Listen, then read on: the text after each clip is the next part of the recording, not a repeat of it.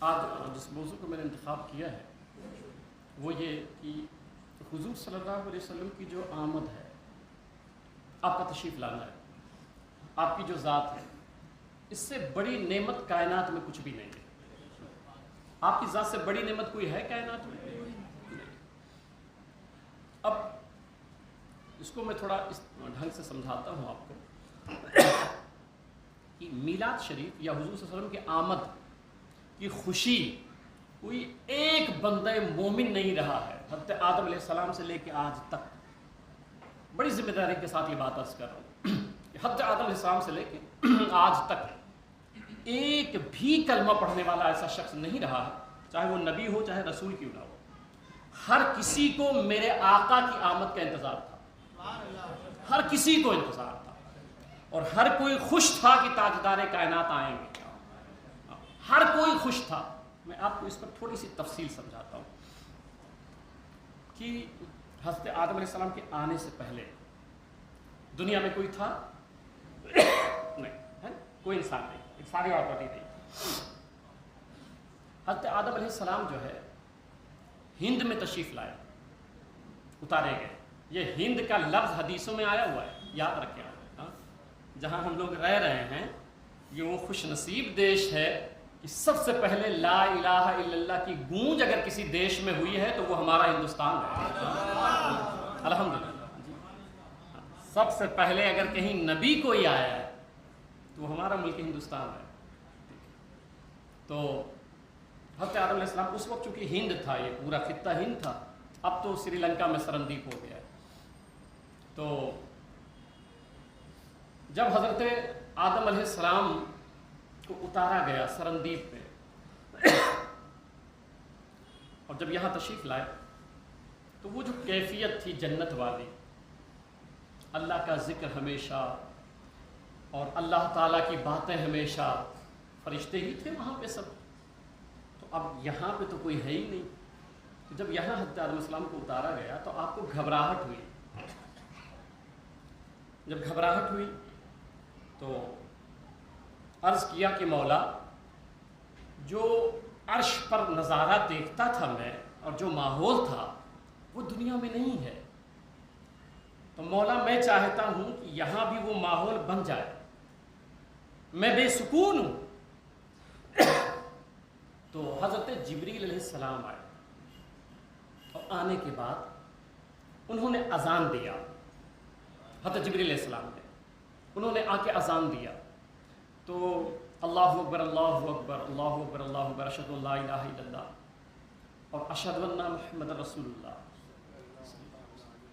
جب اس کلمہ پر پہنچے امام حاکم حدیث لائے کہ حضرت آدم علیہ السلام کہتے ہیں کہ پھر مجھے سکون مل گیا، حضور صلی اللہ علیہ وسلم کا جس میں نام آیا تو کہتے ہیں سکون مل گیا۔ یاد رکھو ہم سب کے باپ کو بھی سکون نام محمد میں ملا تھا، اب ان کی فرما بردار اولاد جو ہے آج بھی وہ سکون کے لیے محمد محمد کرتی رہتی ہے، صلی اللہ علیہ وسلم، نبی نبی کرتی رہتی ہے۔ المختصر میں سمجھا رہا ہوں کیونکہ وقت اتنا جمعہ میں رہتا نہیں۔ تو اللہ تعالیٰ نے حضرت آدم علیہ السلام کو کہا کہ ٹھیک ہے آپ آ گئے ہیں اور چاہتے ہیں کہ وہاں پہ بھی کچھ ایسا ماحول بنے، تو آپ ایسا کریں کہ یہاں سے چلیں۔ اب ہند سے اللہ تعالیٰ نے حضرت آدم علیہ السلام کو چلایا اور کہاں لے گیا؟ جہاں آج مکہ شہر ہے، حضرت آدم علیہ السلام وہاں اللہ تعالیٰ لے گیا، اور لے جانے کے بعد اللہ تعالیٰ نے حضرت جبریل کو بھیجا، فرشتوں کی مدد سے خانہ کعبہ کی تعمیر آدم علیہ السلام نے کی۔ اب سوال میرا یہ ہے، وہ ذہن میں رہے، پھر آخر میں اس کا جواب ہم لوگ ڈھونڈیں گے مل کر کے، کہ انسان کوئی حضرت آدم علیہ السلام کے علاوہ ہے روئے زمین پر؟ کوئی نہیں، صرف حضرت آدم علیہ السلام ہے۔ اچھا، گھبراہٹ کس کو ہوئی تھی؟ آدم علیہ السلام کو۔ عبادت کے لیے گھر کس کو چاہیے تھا؟ آدم علیہ السلام کو۔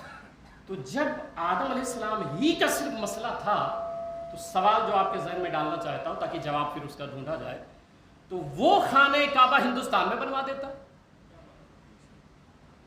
اس وقت تو مکہ کی آبادی نہیں تھی نا، یا وہاں پہ کوئی آباد تھا؟ کوئی انسان ہی نہیں ہے آدم علیہ السلام کے علاوہ، وہ تو پہلے انسان ہے، روئے زمین پر کوئی بندہ نہیں ہے۔ سوال میرا یہ ہے آج کے اس موضوع کا کہ خانہ کعبہ کو اللہ تعالیٰ نے ہندوستان سے چلا کے آدم علیہ السلام کو آج جو مکہ شہر ہے وہاں کیوں بنوایا؟ کعبہ کی تعمیر وہاں کیوں کروائی؟ کیونکہ جب بھئی یہ ہو سکتا تھا کہ چلو کچھ لوگ وہاں رہتے ہوں تو وہاں بنا دو، بھئی عبادت کریں گے، مگر جب حضرت آدم علیہ السلام کے سوا کوئی بندہ ہی نہیں ہے تو وہی کعبہ ہندوستان میں بنوا دیتا یا سری لنکا میں بنوا دیتا، تو آج ہم لوگ سری لنکا حج کرنے جاتے۔ یہ آج کا موضوع ہے میرا کہ خانہ کعبہ وہاں کیوں بنوایا، ٹھیک ہے؟ اور پھر سنیں حضرت عبداللہ ابن عباس رضی اللہ تعالیٰ عنہ وہ کہتے ہیں قال ان آدم، حضور صلی اللہ علیہ وسلم نے فرمایا اتل الف آتیتا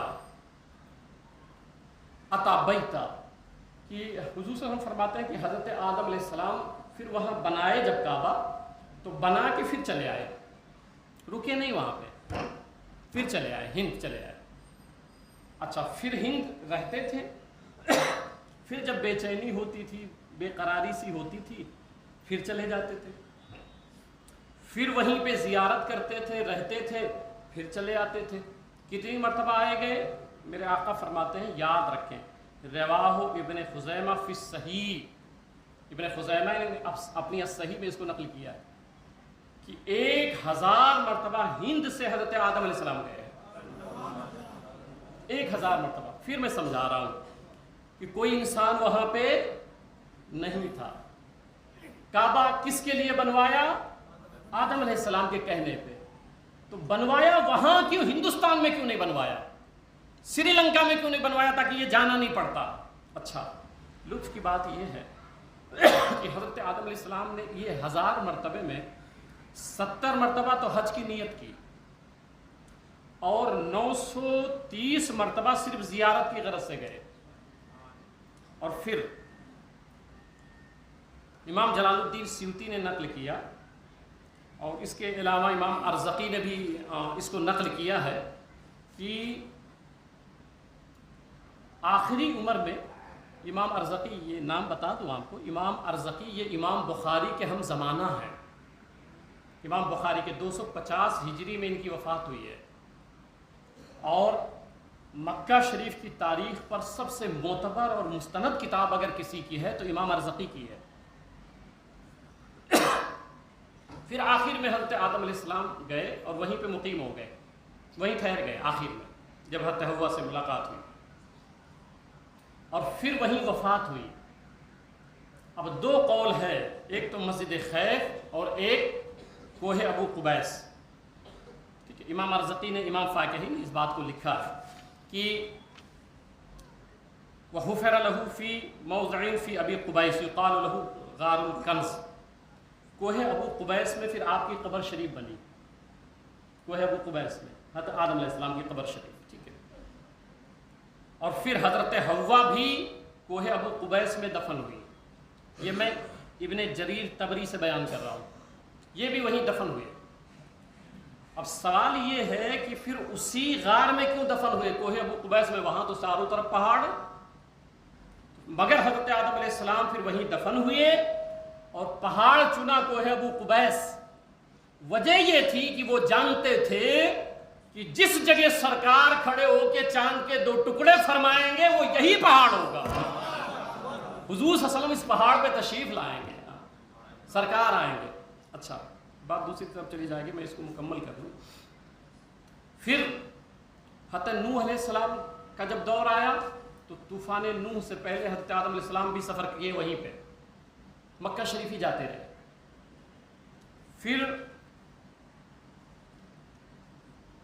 حضرت ابراہیم و اسماعیل علیہ السلام کا زمانہ آیا تو وہ بھی وہیں جاتے رہے، خانہ کعبہ جاتے رہے، ٹھیک ہے؟ یعنی جتنے انبیاء، میں وقت بچانے کے لیے مختصر جملوں میں عرض کروں کہ جتنے انبیاء کو آپ پڑھیں گے تو ہر کوئی تبلیغ کرتا تھا اور تبلیغ کرنے کے بعد پھر خانہ کعبہ کی طرف چلا جاتا تھا۔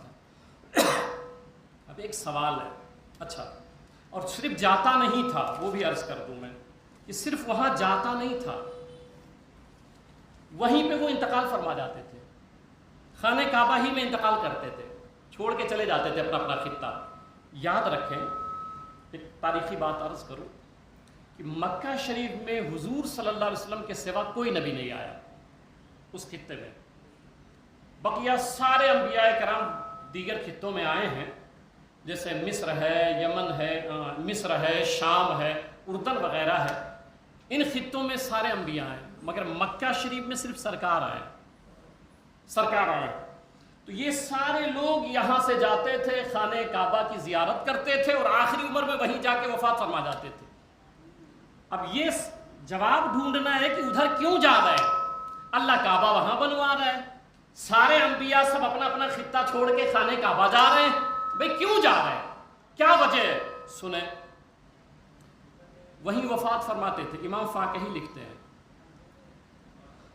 کہتے ہیں کہ کعبہ شریف کے اطراف میں چاروں طرف 300 انبیاء کرام کی قبریں ہیں۔ خانہ کعبہ کے اطراف میں کتنی؟ 300 انبیاء کرام کی قبریں ہیں۔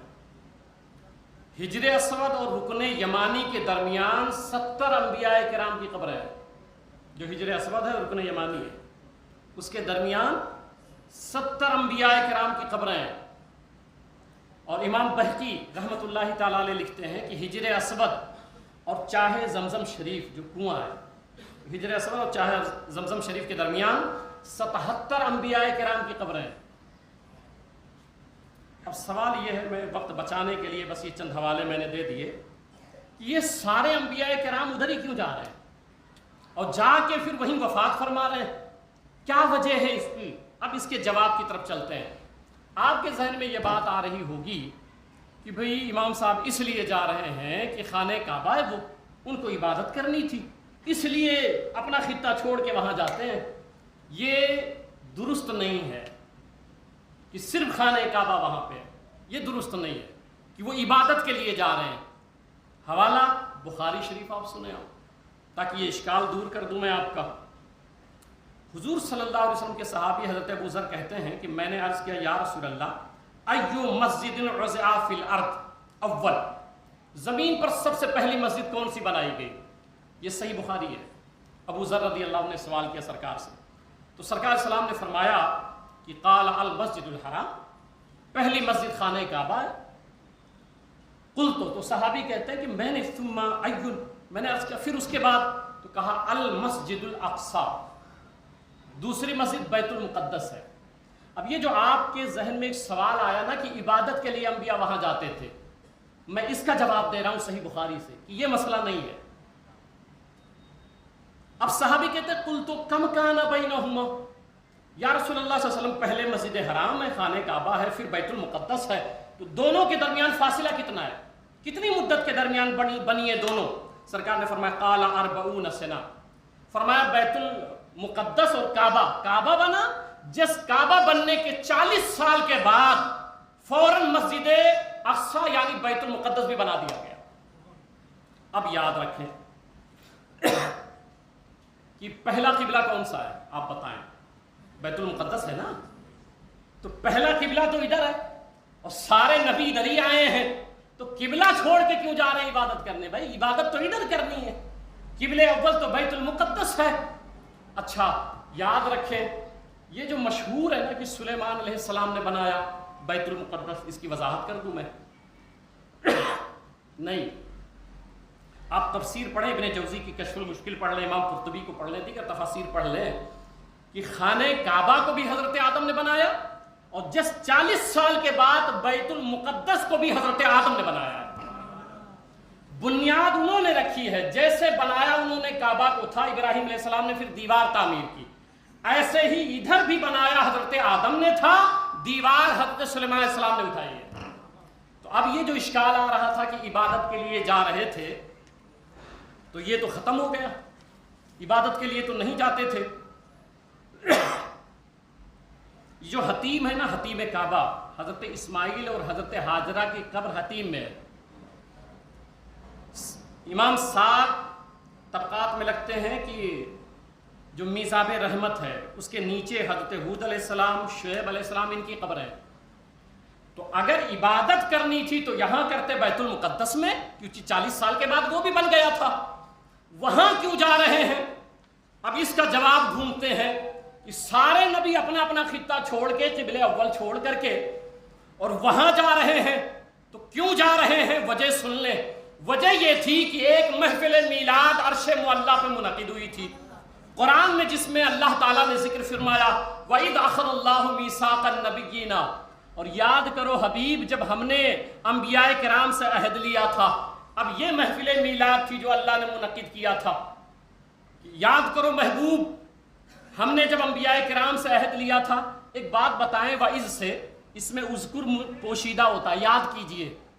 اگر حضور نہیں تھے، میں مثال دیتا ہوں کہ آپ جو ہے بھی عبدالقیوم بھائی ہیں تو یہ میرے ساتھ پروگرام میں جاتے رہتے ہیں، تو میں کہوں عبدالقیوم بھائی ذرا یاد کیجئے وہ ڈالا والا پروگرام، تو میں ان سے تب کہوں گا جب یہ اس پروگرام میں رہے ہوں، انہوں نے اپنی آنکھوں سے دیکھا ہو تبھی تو۔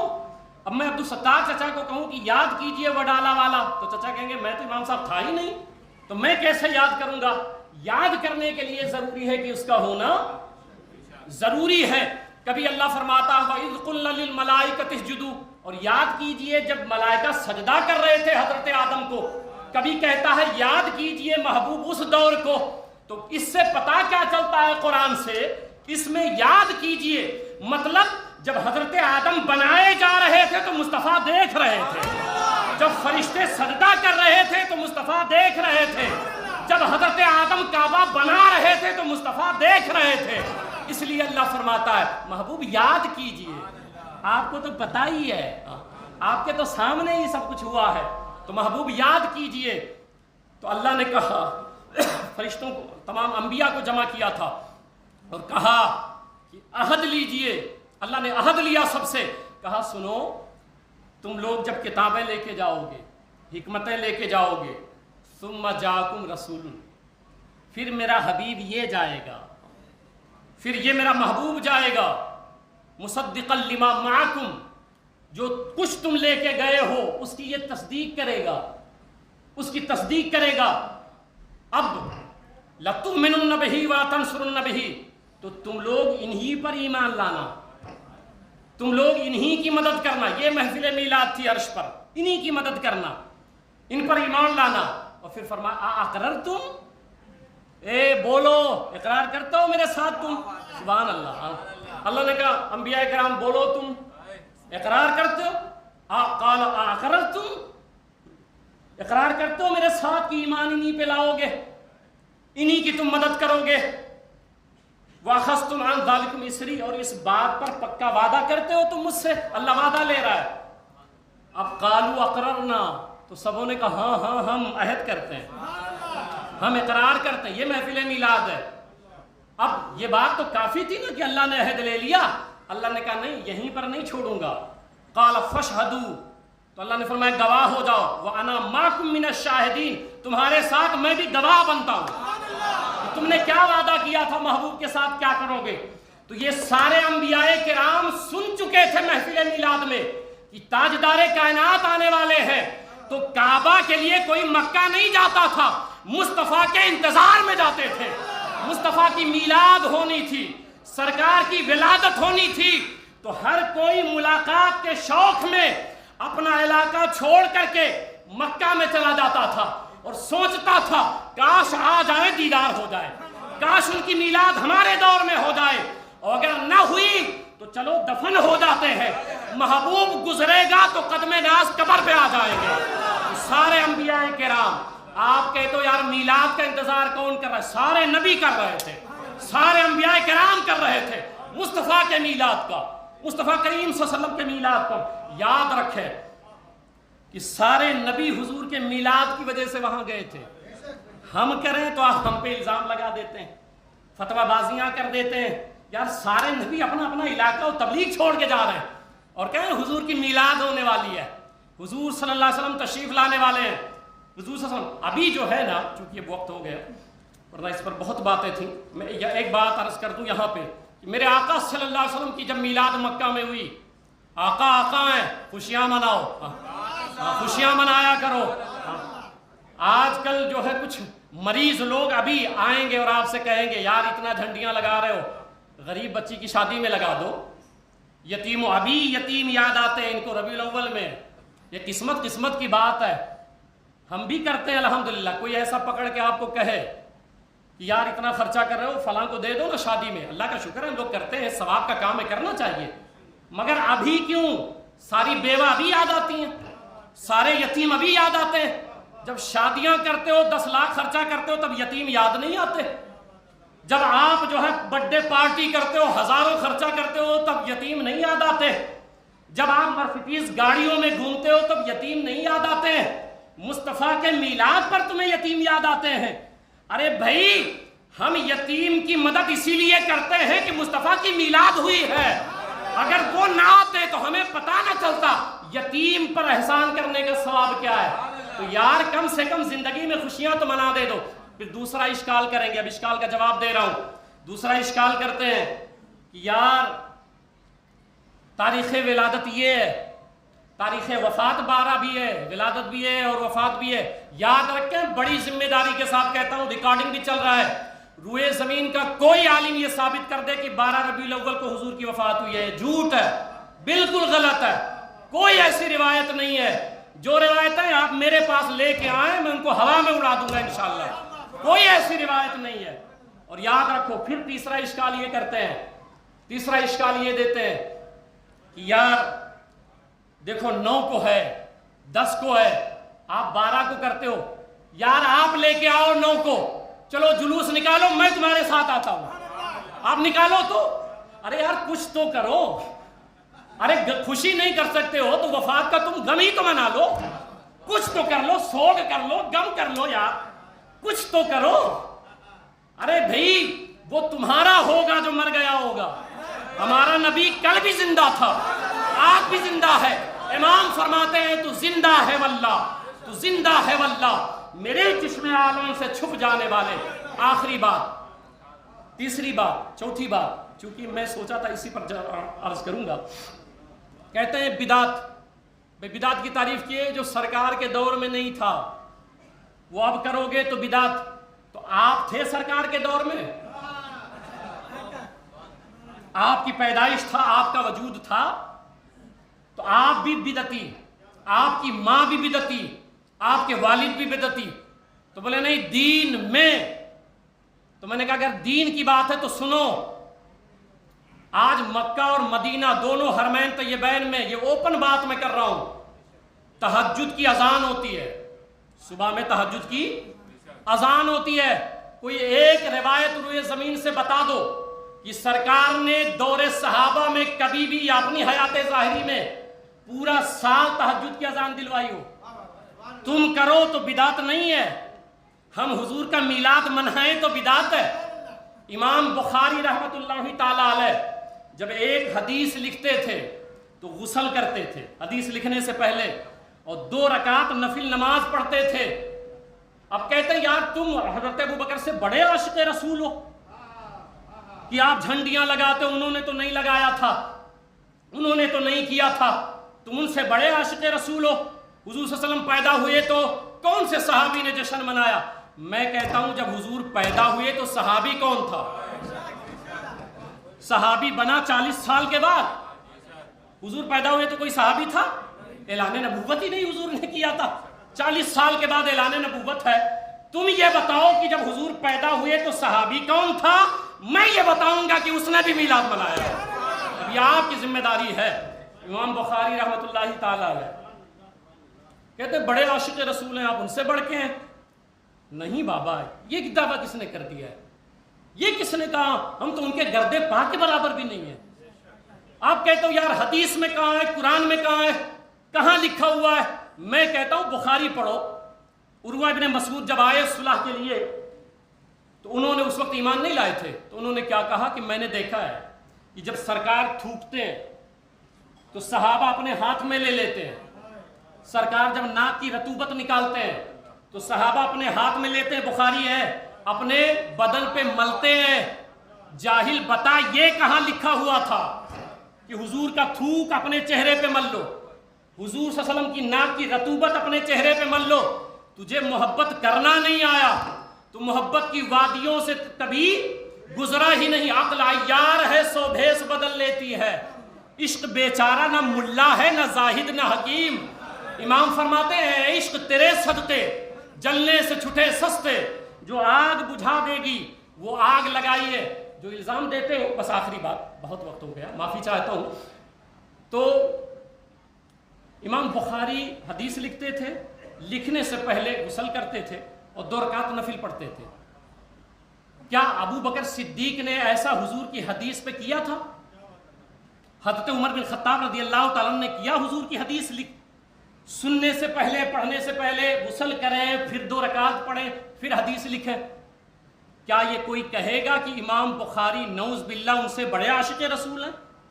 نہیں، کوئی نہیں کہے گا، یہ بدعت ہے جو امام بخاری کر رہے ہیں۔ ارے جاہلو، اگر اتنا بدعت سے چڑھا ہے تو بخاری بھی چھوڑ دو، کیونکہ جس نے لکھا ہے وہ خود بدعت کر کے لکھا ہے۔ ہر حدیث لکھنے سے پہلے 2 رکعت نماز، ہر حدیث لکھنے سے پہلے 2 رکعت نماز۔ کسی صحابی نے کیا تھا ایسا؟ آپ بتائیں مجھے، یہی تو کہتے ہیں کسی صحابی نے کیا جو تم کر رہے ہو، تم ان سے بڑے عاشق رسول ہو۔ امام بخاری ابو بکر سے بڑے عاشق رسول تھے، حضرت عمر سے بڑے عاشق رسول تھے؟ نہیں، یہی بات تمہیں سمجھ نہیں آئی۔ دیکھیں ایسا ہے کہ اب انشاءاللہ اس پر ہم اگلے جمعہ کو گفتگو کر لیں گے۔